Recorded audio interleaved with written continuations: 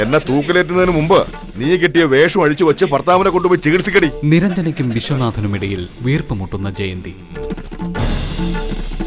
എന്റെ ചേച്ചിക്ക് എന്തെങ്കിലും സംഭവിച്ചാ നിങ്ങൾ സമാധാനം പറയോ? ചെവളയെ പുറത്താക്കണമെന്ന് കാർത്തിയായനോട് പറയുന്ന ആംബ്രോസ് വിശ്വസിപ്പിക്കാൻ ചന്ദ്രയോട് മാന്യമായിട്ടാ പെരുമാറുന്നത്. അപ്പൊ നിങ്ങൾ അവനെ ന്യായീകരിക്കണല്ലേ?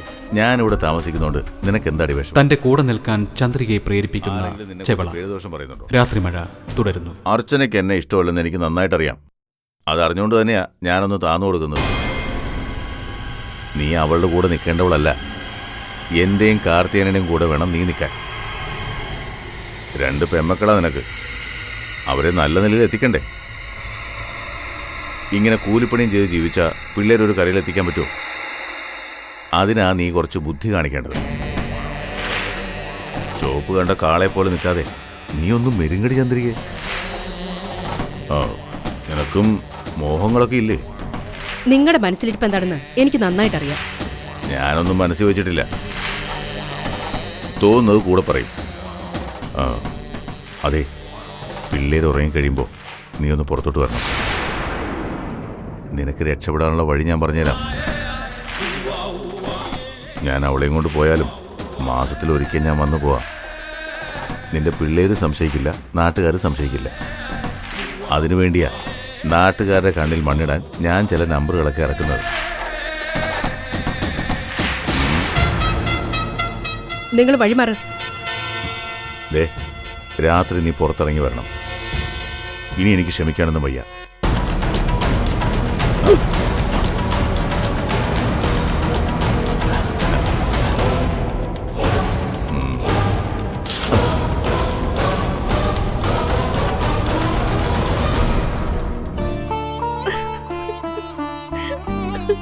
എന്താ എന്താ ചേച്ചി?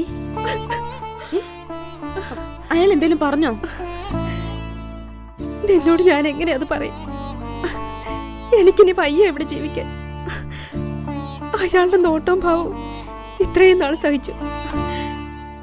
ഇനി എന്ത് വിശ്വാസത്തിലാ ഞാനും എന്റെ കുട്ടികളോട് കഴിഞ്ഞു പോവാ? ഞാൻ ആരോട് ചെന്ന് പരാതി പറയും? ആങ്ങളെയല്ലെന്ന് ഇനി നാട്ടുകാരോട് പറയാൻ പറ്റുമോ? എന്റെ നാവടയ്ക്കാൻ വേണ്ടിയാ അയാളെ കാത്തിരുന്നത്. എന്റെ ആരുമല്ലെന്ന് പറയാൻ എനിക്കിനി കഴിയില്ലെന്ന് അയാൾക്കറിയാം. ഈ ഊരാക്കുടിക്കുന്ന രക്ഷപ്പെടാൻ ഇനി ഒരു വഴിയേ ഉള്ളൂ. ഞാനും എന്റെ മക്കളും വല്ല വിഷം കഴിച്ച് മരിക്കണം. ചേച്ചി, മാനം പോയി ജീവിക്കുന്നതിനേക്കാൾ നല്ലത് അതിനു മുമ്പ് മരിക്കുന്നതാ. ഞാൻ മാത്രം മരിച്ചിട്ട് കാര്യമില്ല. എന്റെ കുട്ടികൾക്ക് ഞാൻ വിഷം കൊടുക്കും ചേച്ചി. അല്ലെങ്കിൽ അയാൾ എന്റെ കുട്ടികളെ ഉപദ്രവിക്കും. ഇങ്ങനൊന്നും പറയില്ല ചേച്ചി. പിന്നെ ഞാൻ എന്ത് ചെയ്യണോടി? നീ ഒന്ന് പറഞ്ഞതാ. രാത്രി ഞാൻ അയാളുടെ അടുത്തേക്ക് ചെല്ലണോ? നിനക്ക് നിന്റെ കാര്യം മാത്രം കഴിഞ്ഞു കിട്ടിയാൽ മതിയല്ലോ. എന്നെ അയാൾ എന്ത് ചെയ്താലും ചോദിക്കാനും പറയാനും ആരുമില്ലല്ലോ. എന്റെ ദൈവമേ, ഏത് നേരത്താണോ ഞാനിവളെ എന്റെ വീട്ടിൽ വിളിച്ചു കയറ്റിയത്? പറ്റില്ലാന്നോ ഒരു വാക്ക് എന്നെ കൊണ്ടപ്പോ പറയിപ്പിക്കാത്തത് എന്താ? അരപ്പട്ടിണിയാണേലും ഞാനും എന്റെ മക്കളും ഒരു പരാതിയും പറയാതെ ജീവിച്ചു പോയേനെ. ഓ, ഇങ്ങനെ ഒരു ഭാരം എന്തിനെന്റെ തലേ വെച്ചു തന്നു?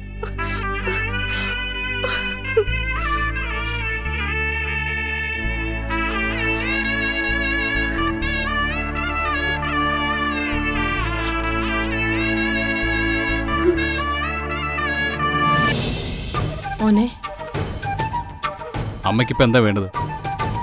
നിങ്ങൾ ഒരു തീരുമാനം എടുത്തോ. ഇനി നീട്ടിക്കൊണ്ടു പോകാൻ പറ്റില്ല. എന്തു പറയണമെന്ന് ഞങ്ങൾ ഇതുവരെ തീരുമാനിച്ചിട്ടില്ല. അത് അമ്മയെ ഏൽപ്പിച്ചതല്ലേ. മോനെ, നീ അവളെയും കൂട്ടി മൂന്നാറിലേക്ക് തന്നെ പൊയ്ക്കോ. സിംഗപ്പൂർ യാത്ര നീ വേണ്ടാന്ന് വെക്കണം. ഇതിനിടയില് നമുക്കൊരു കുഞ്ഞിനെ കണ്ടെത്താം. അമ്മയുടെ പറച്ചിൽ കേട്ടാ തോന്നും ആളുകൾ കുഞ്ഞിന് വിൽപ്പനയ്ക്ക് വെച്ചിരിക്കുകയാണെന്ന്. പ്രായം നോക്കി സെലക്ട് ചെയ്യാൻ. അച്ഛൻ വിചാരിച്ചാ അത് നടക്കും മോനെ. അമ്മയുടെ പൊട്ടത്തരം കേട്ടാൽ ഞാൻ എന്തേലും പറഞ്ഞു പോകും. അച്ഛൻ നിരപരാധിയാണെന്ന് അമ്മയ്ക്ക് സ്ഥാപിക്കണം. അതിനല്ലേ? നിങ്ങൾ അച്ഛനെ വിശ്വസിക്കണമെന്ന് ഞാൻ പറയുന്നില്ല. നിങ്ങളുടെ തെറ്റിദ്ധാരണ നീക്കാൻ അച്ഛൻ അത് ചെയ്യും. എന്താ ഇപ്പൊ അച്ഛന് തറവാട്ട് മഹിമ എന്നൊരു വിഷയമല്ലേ? ഞാൻ പറയുന്നത് നീ ഒന്ന് അനുസരിക്കേ. നമ്മുടെ മുന്നിലുള്ള ഏക പോംവഴി അത് മാത്രമാണ്. ഇത് അമ്മയ്ക്ക് തോന്നിയതാണോ അതോ അച്ഛന്റെ ബുദ്ധിയിൽ തെളിഞ്ഞതാണോ? ഈ വിഷയം വിശ്വനോട് ഞാൻ സംസാരിച്ചു. നീ കരുതുന്ന പോലെ അല്ല. നിരഞ്ജനയെ നിന്റെ ഒപ്പം നിർത്താൻ അദ്ദേഹം ആഗ്രഹിക്കുന്നുണ്ട്. ശരി, ഞങ്ങൾ ഗർഭനാടകവുമായി മൂന്നാറിലേക്ക് പുറപ്പെട്ടെന്ന് അമ്മ കരുത്. സമയത്തിന് കുഞ്ഞിനെ കിട്ടിയില്ലെങ്കിൽ നിങ്ങൾ എന്തു ചെയ്യും? അമ്മ പറയാൻ ബുദ്ധിമുട്ടുണ്ട്. മറുപടിയും ഞാൻ തന്നെ പറയാം. പ്രസവത്തിൽ കുഞ്ഞു മരിച്ചു പോയെന്ന് ഞങ്ങൾ പറയണം, അല്ലേ? ഇനി നിങ്ങൾ രണ്ടുപേരും പറയുന്നതൊന്നും ഞങ്ങൾ വിശ്വസിക്കില്ല. കയ്യിലേക്ക് വന്ന കുഞ്ഞിനെ ഇല്ലാതാക്കിയിട്ട് പുതിയ തന്ത്രങ്ങളുമായിട്ട് വരാൻ അമ്മയ്ക്ക് ലജ്ജ തോന്നുന്നില്ലേ? മോനെ, ഞങ്ങളോട് മൂന്നാറിൽ ചെന്ന് താമസിക്കാൻ കൃത്യസമയത്ത് അച്ഛൻ കുഞ്ഞിനെ അവിടെ എത്തിക്കുമെന്ന്. ഇതെന്താ പട്ടിക്കുഞ്ഞ പൂച്ചക്കുഞ്ഞ വല്ലാണ് വില കൊടുത്ത് വാങ്ങിക്കൊണ്ടുവരാൻ? അമ്മയിൽ നിന്ന് ഞാൻ അല്പം കരുണ പ്രതീക്ഷിച്ചു. ഇപ്പൊ അതും ഇല്ലാതായി. ഞങ്ങൾ ഇനി ഒരിടത്തും പോവില്ല. അമ്മ ചെന്ന് പറഞ്ഞേക്ക് വിശ്വനാഥൻ ചാണക്കിനോട്.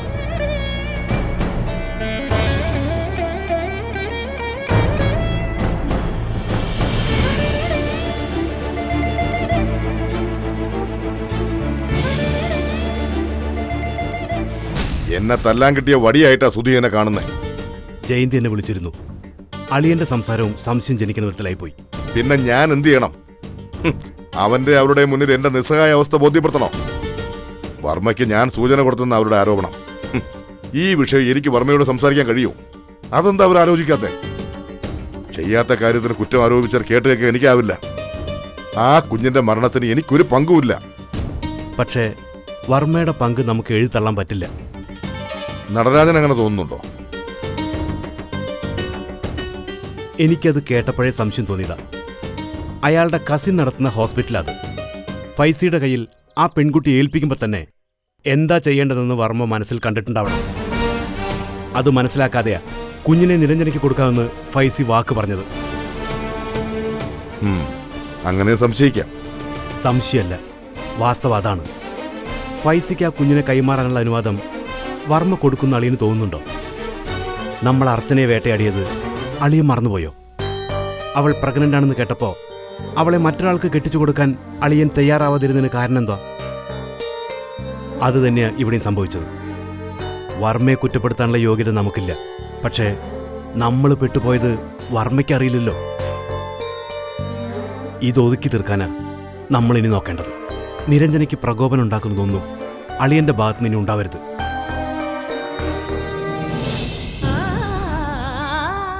അക്ക, ഈ കുഴന്ത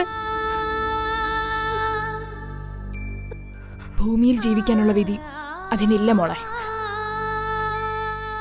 നീ അങ്ങനെ വിശ്വസിക്ക.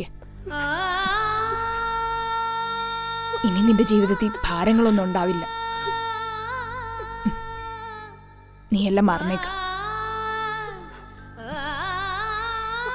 ഡിസ്ചാർജ് ആയിട്ട് അമ്മാളുവിനെ എങ്ങോട്ടാ കൊണ്ടുപോകുന്നേ? പ്രസവ ശുശ്രൂഷയൊക്കെ വേണ്ടേ? വേണം. എങ്ങോട്ടാ കൊണ്ടുപോകുന്നതെന്ന് സാറ് പറഞ്ഞില്ല. എവിടെയാണെങ്കിലും സുഖമായതിനു ശേഷം നീ നിന്റെ നാട്ടിലേക്ക് തന്നെ തിരിച്ചു പോണം. എനിക്കൊരു വേല വാങ്ങി തരാൻ சொன்னீங்கல்ல, ഉറവക്കാരങ്ങനെ சொல்லி എനിക്ക് ഇങ്ങ ആരുമല്ല. അകന്ന ബന്ധുക്കളില്ലേ, നീ അവരുടെ കൂടെ കഴിയണം. ഇനി ഈ നാട്ടിൽ നിന്ന നിന്റെ വിധി മറ്റൊന്നാവില്ലേ? ഞാൻ പറഞ്ഞത് ശരിയല്ലേ? അതെ മാഡം. നിങ്ങൾ ഇവളെ പറഞ്ഞ് മനസ്സിലാക്കണം. ഇവൾ നാട്ടിലേക്ക് തന്നെ തിരിച്ചു പോണം. ഒരിക്കലും ഈ നാട്ടിലേക്ക് തിരിച്ചു വരരുത്. നിനക്ക് കുടിക്കാൻ ചായ വല്ലതും വേണോ? എനിക്കൊരു ചായ കുടിച്ചാൽ കൊള്ളാവുന്നുണ്ട്. വല്ലാത്തൊരു തലവേദന. തങ്കമ്മ ക്യാൻറ്റീനിൽ ചെന്ന് ചായയോ വടയോ അങ്ങനെ എന്തെങ്കിലും ഒന്ന് വാങ്ങിക്കൊണ്ടു വരൂ. ഓ ശരി മാഡം. ഇത് വെച്ചോ. വേണ്ട മാഡം, സാറ് പൈസ തന്നിട്ടുണ്ട്. അതിനെന്താ, ഇപ്പൊ ഇതുകൂടി വെച്ചോ. ശരി.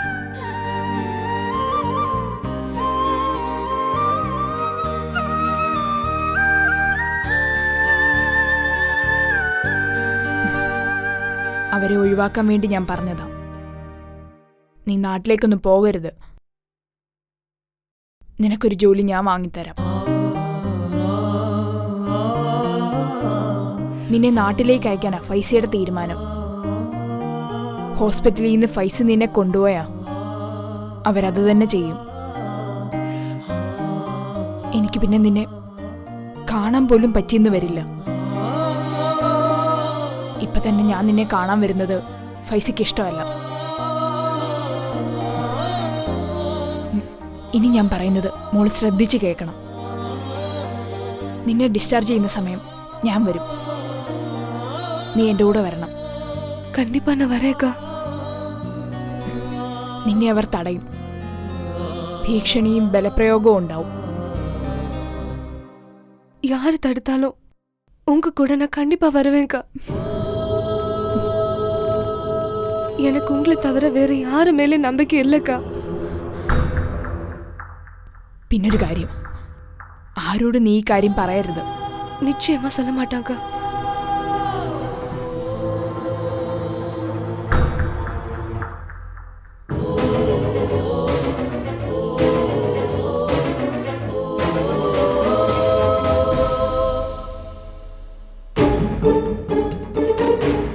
ഞാൻ നിന്നോട് കള്ളം പറയില്ല.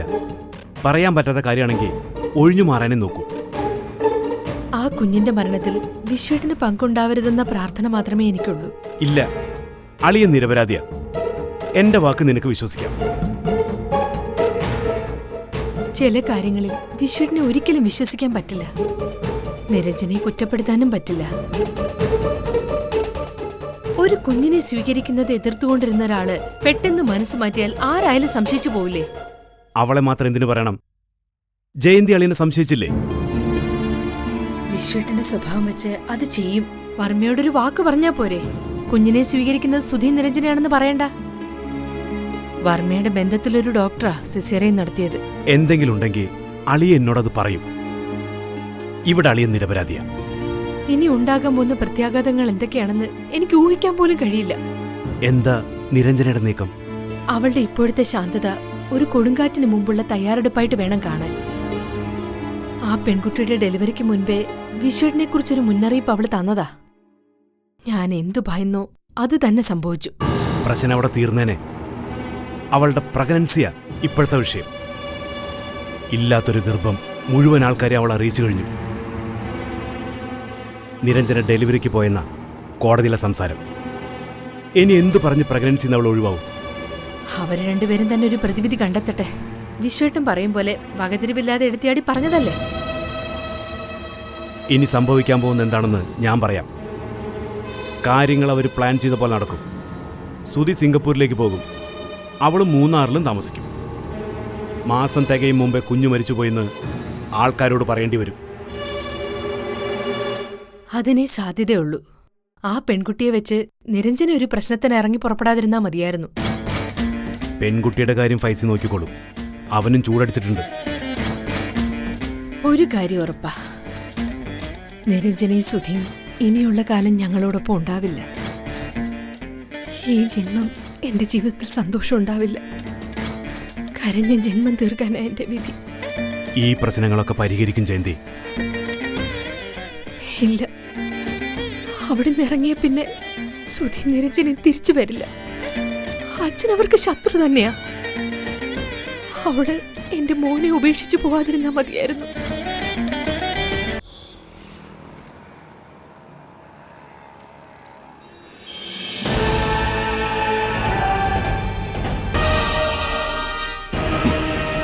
ഇയാളെന്താ അലഞ്ഞു കിടക്കുന്നത്?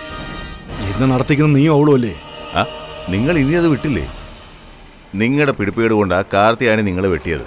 അതിലെനിക്കൊരു പങ്കുമില്ല. നിങ്ങൾ വന്ന് പറഞ്ഞിട്ടാ അർച്ചന അവിടെ നിന്ന് പോയ വിവരം പോലും ഞാൻ അറിയുന്നത്. ഇനി നിങ്ങൾക്ക് അവളെ തരാൻ പറ്റുമോ? ഇല്ല. പിന്നെ ഞാൻ എന്ത് ചെയ്യണം? കാർത്തിയായനിയെ പിടിക്കണം. അത്രേ ഞാൻ ചെയ്തിട്ടുള്ളൂ. ഞാൻ നിങ്ങൾക്ക് തന്ന കാശ് വേണ്ടാന്ന് വെച്ചു. നീ എന്താ ഇവിടെ? ആ, പെണ്ണിന് കുറച്ച് ഡ്രസ്സ് എടുക്കാൻ വന്നാ. ഞാനിപ്പോൾ അവളുടെ കൂടെയാ. മനസ്സിലായില്ലേ? അർച്ചനയുള്ള വീട്ടിലാ ഞാനിപ്പോ. അവളുടെ പ്രസവത്തിന് കാർത്തിയായനെ എന്നെ വിളിച്ചു വരുത്തിയതാ. അർച്ചന എവിടെയാ ഉള്ളത്? എന്ത് മണ്ടൻ ചോദ്യമാണ് നിങ്ങൾ ചോദിക്കുന്നത്? രായപ്പാ, നിങ്ങൾ അവളുടെ കാര്യം അങ്ങ് വിട്ടേക്ക്. നിങ്ങൾക്ക് ചെയ്യാൻ കഴിയാത്തത് മിടുക്കുകൊണ്ട് കാർത്തിയായനി ചെയ്യുന്നു. കൊച്ചിനെ SP വിട്ടുകൊടുത്ത് അവൾ കാശ് വാങ്ങും. പെണ്ണിനെയും കൊണ്ട് ഞാൻ അങ്ങ് പോവുകയും ചെയ്യും. പറഞ്ഞു വെച്ച കാര്യങ്ങളിൽ ഒരു മാറ്റവും ഇല്ല. അത് നടക്കാൻ പോകുന്നില്ല രാഘവ. ഇയാൾ എന്ത് ചെയ്യും? അതൊന്ന് പറ. നീ അവളെ കൊണ്ടുപോകില്ലടാ, ഞാനാ പറയുന്നേ. കാർത്തിയാനെ അവളെ എവിടെ ഒളിപ്പിച്ചാലും ഞാൻ അവളെ കണ്ടുപിടിച്ചിരിക്കും. തനിക്ക് അവളെ കാണണോ? ഞാൻ കാണിച്ചു തരാം. കാണണം, ഞാനും നിന്റെ കൂടെ വരാം. അതിപ്പോഴല്ല, ഞാൻ അവളെ കൂടെ കൊണ്ടുപോകുന്ന ദിവസം. അന്ന് നിങ്ങൾ വന്ന് അവളെ കണ്ടോ? അർച്ചനയും കൊണ്ട് നീ ഇവിടുന്ന് പോവില്ല രാഘവ. രാജപ്പനാ പറയുന്നേ. നീ വെല്ലുവിളിക്കുന്ന ആരോടാണെന്നറിയാവോ? ചെവള ഒന്ന് നിശ്ചയിച്ചിറങ്ങിയിട്ടുണ്ടെങ്കിൽ അത് സാധിക്കാതെ പോവില്ല. അത് മുടക്കാൻ ഇറങ്ങി തിരിച്ച നീ ഇങ്ങനെ പെരുപ്പിച്ച് നിൽക്കില്ല. അവളില്ലാതെ തിരിച്ചു പോകേണ്ട അവസ്ഥ വന്ന ഒന്നിനു പകരം പെണ്ണ് രണ്ടെണ്ണം എൻ്റെ കൂടെ കാണും. കൊണ്ടുപോകുണ്ടായപ്പാ നിന്റെ 2 പിള്ളേരെ. എന്റെ മക്കളെ കുറിച്ച് മിണ്ടിയ ഞാൻ. അതിനു മുമ്പ് നിന്നെ ഞാൻ തീർക്കും.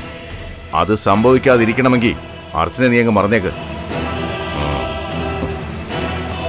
ദേ, എന്റെ പിന്നാലെ ഇനി വന്ന കൊള്ളയ്ക്ക് കത്തികരി ഞാൻ കേട്ടാ.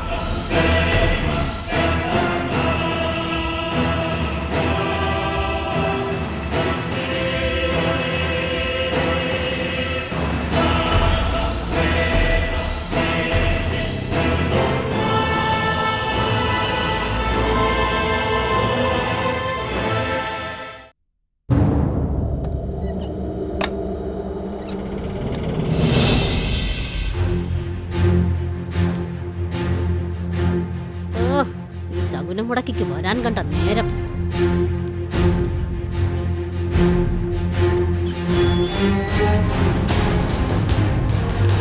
എന്താ ഇവിടെ കയറി പൊറുക്കാൻ വന്നാണെങ്കിലേ താക്കോല് ഞാനങ്ങ് തരാം. നീ അവരെയും വിളിച്ചു വരുത്തിയല്ലേടി?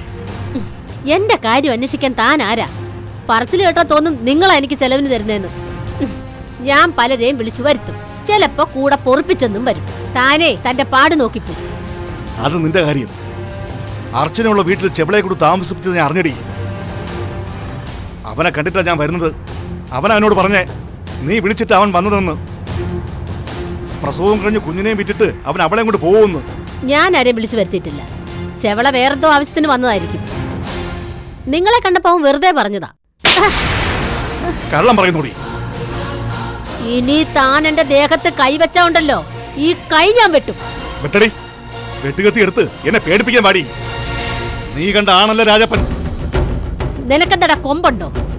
പിന്നെന്തിനാടാ രാത്രിയെന്നോ പകലെന്നോ ഇല്ലാതെ എന്റെ വീട്ടിൽ കയറി ഇറങ്ങുന്നത്? ലോറിക്കാരൻ രായപ്പൻ, ഇറങ്ങി പോടോ എന്റെ വീട്ടിൽ നിന്ന്. നിന്റെ അഹങ്കാരം അവസാനിക്കാൻ പോവടി. ഇപ്പൊ നീ ആളി കത്തിക്കോ. എന്റെ വാക്ക് പിഴക്കില്ല. നാശത്തിനാ നീ ആ പെണ്ണെ കൈവച്ചോണ്ടിരിക്കുന്നേ. നീ പ്ലാൻ ചെയ്ത 2 കാര്യവും നടക്കാൻ പോകുന്നില്ല. ചെവളയല്ല, നീ ആരെ കൂട്ടുപിടിച്ചാലും നിന്റെ വിധി മാറ്റിയെഴുതാൻ പോകുന്നില്ല. അതൊക്കെ നമുക്ക് കാണാം. ഇപ്പോ നിങ്ങൾ പോകാൻ നോക്ക്. ഇത്രയും കാലം ഞാൻ നിന്നോട് ക്ഷമിച്ചത് നിന്നെ പേടിച്ചിട്ടൊന്നുമില്ല. നീ ഒരു കാര്യം ഓർക്കണം. അർച്ചനയുടെ കുഞ്ഞിനൊരു അവകാശമുണ്ടെന്ന്. അവളുടെ കുഞ്ഞിന്റെ അച്ഛൻ. ഞാൻ വെറുതെ പറയുന്നൊന്നുമല്ല. ചോദിക്കാനും പറയാനും ആളുണ്ടടി അവക്ക്. അവളെന്ന് വെച്ചാ അവൻ ഇപ്പോഴും ജീവനാ. അവനിൽ നിന്ന് ഇതുവരെ ഞാൻ എല്ലാം ഒളിപ്പിച്ചു വെച്ചു. അർച്ചനയെ കെട്ടിച്ചു വിട്ടെന്ന് വിശ്വസിച്ചിരിക്കുക അവൻ. അവളുടെ കാര്യം അന്വേഷിച്ച് ഇടയ്ക്കിടയ്ക്ക് അവൻ എന്നെ കാണാൻ വരാറുണ്ട്. അർച്ചന ഗർഭിണിയാണെന്നും അവൾ നിന്റെ കയ്യിലുണ്ടെന്നും ഞാൻ ചെന്ന് പറഞ്ഞാലേ അവനങ്ങ് പോരും. പിന്നെ എന്റെ മുന്നിൽ നിന്റെ ഈ നാടകം അവനോട് വില പോവില്ല. കൊച്ചിന്റെ തന്തയാടി അവൻ. നിന്റെ ഒരു കളിയും വില പോവില്ല.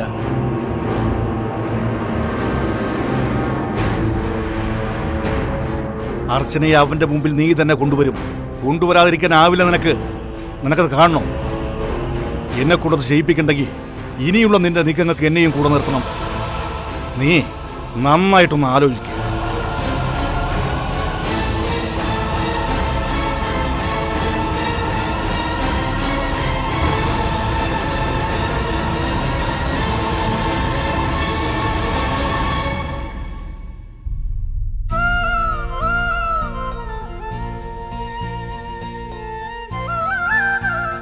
മക്കളെ, മാമ വന്നല്ലോ. എന്താ മാമ കവറില്? ഡ്രസ്സാണോ? മക്കള് ചെന്ന് അമ്മയും ചേച്ചിയും വിളിച്ചോണ്ടോ. അമ്മേ, ചേച്ചി, മാമ വന്നു. ദേ ഡ്രസ്സൊക്കെ കൊണ്ടുവന്നു. ഇതല്ല. അതാ നോക്കിയേ. ഇത് നിനക്ക്. അത് കഴിഞ്ഞു. ഇനി ഇത് നോക്ക്. ഹായ്, എങ്ങനുണ്ട്? നല്ല ഭംഗിയുണ്ട്. നിങ്ങൾ കൊണ്ടുപോയി ഇട്ട് നോക്ക്. അളവ് ശരിയല്ലെങ്കിൽ മാമ മാറ്റി വാങ്ങിച്ചു തരാം. ചെൽ ചെൽ. നിങ്ങൾ എന്തിനുള്ള ഒരുക്കത്തിലാ? എന്റെ മക്കൾക്ക് നിങ്ങൾ എന്തിനാ തുണി എടുത്തു കൊടുക്കുന്നേ? നിനക്കും എടുത്തിട്ടുണ്ടടി. ദാ ഇത് നിനക്ക്, ഇത് അർച്ചനയ്ക്ക്. ഇനി ഇങ്ങോട്ട് പോരുമ്പോൾ ഡ്രസ്സ് എടുക്കാൻ പറ്റാത്തതുകൊണ്ടായി ഇവിടുന്ന് വാങ്ങിയത്. എടി അർച്ചനെ, ഞാൻ നിന്റെ ചിറ്റപ്പനെ കണ്ടു. ഡ്രസ്സും എടുത്തിയെന്ന് ചാടിയത് അയാളുടെ മുന്നില. നിന്റെ കൂടെ ഞാനെന്ന് പറഞ്ഞു. അപ്പൊ നീ എവിടെയാണെന്ന് അയാൾക്കറിയണം. എവിടേക്കോ നിന്നെ തെരഞ്ഞിട്ടുള്ള വരവാ. കാർത്തിയാനി പറഞ്ഞത് നേരാ. അയാൾ ഇപ്പോഴും നിന്നെ വിട്ടിട്ടില്ല. കൊച്ചിനെ മാത്രം മതി അയാൾക്ക്. എസ്.പിയുടെ കയ്യിൽ നിന്ന് അയാൾ നല്ലൊരു തുക വാങ്ങിയ ലക്ഷണമുണ്ട്. നിന്നെ മറന്നേക്കാൻ ഞാൻ അയാളോട് പറഞ്ഞു. നിന്നെയും കൊച്ചിനെയും ഞാൻ സ്വീകരിച്ച കാര്യവും പറഞ്ഞു. ഇനി അയാൾ ഈ വീട് കണ്ടുപിടിച്ചാലും നീ പേടിക്കണ്ട. പോലീസിനെയോ പട്ടാളത്തെയോ എന്തിനെ കൊണ്ടുവന്നാലും ഞാൻ ഇവിടെ ഉള്ളപ്പോൾ നീ പേടിക്കേ വേണ്ട. ഞാൻ നിന്റെ കഴുത്തിൽ താലി കെട്ടിയെന്ന് പറഞ്ഞാ വന്നവർ വന്ന വഴിക്കങ്ങ് പൊക്കോളും. അവർ വന്നാ താലിമാല കാണിക്കേണ്ടി വരും. നാളെ ഞാൻ ടൗണിൽ പോകുമ്പോൾ ഒരു താലിമാല വാങ്ങിച്ചുകൊണ്ട് വരാം. എന്നിട്ട് അത് നിന്റെ കഴുത്തിലോട്ട് കെട്ടിത്തരാം.